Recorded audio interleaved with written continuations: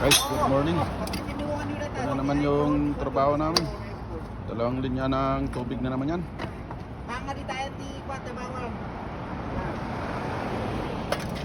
Ito.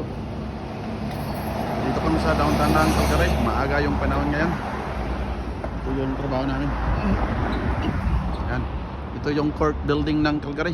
City of Calgary. Alberta, Canada daw. Ito, nagtayin kami ng linyada ng tubig supply para sa building na ito. Makita nyo, mataas rin ito. Iwan ko kung ilang palapag ito. 1, 2, 3, 4, 5, 6, 7, 8, 9, 10, 11, 12, 13.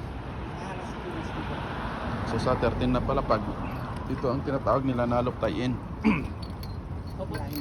May valve sa gitna, tapos dalawang supply kabilaan. Pwedeng isarado yung valve sa gitna, dito na side kukuha ng tubig. O either dito rin na side kukuha ng tubig. Ganyan lang.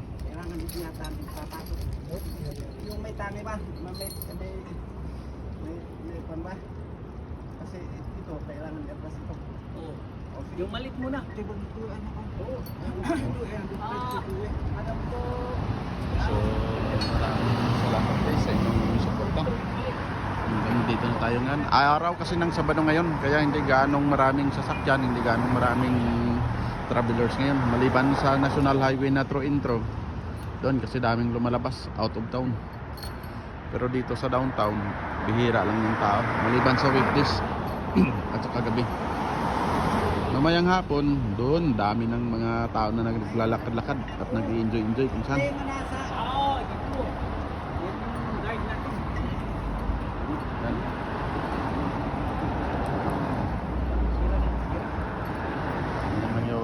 Trabaho namin guys, balik-balik.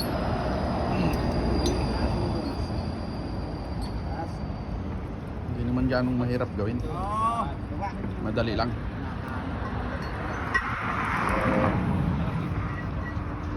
Wala pala tayong helmet guys, maiiwan dyan sa loob ng machine, no? Ayan, ayan yung city bus, yun yung makita.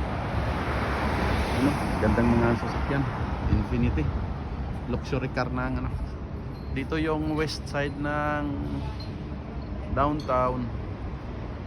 Ikot natin padandaan.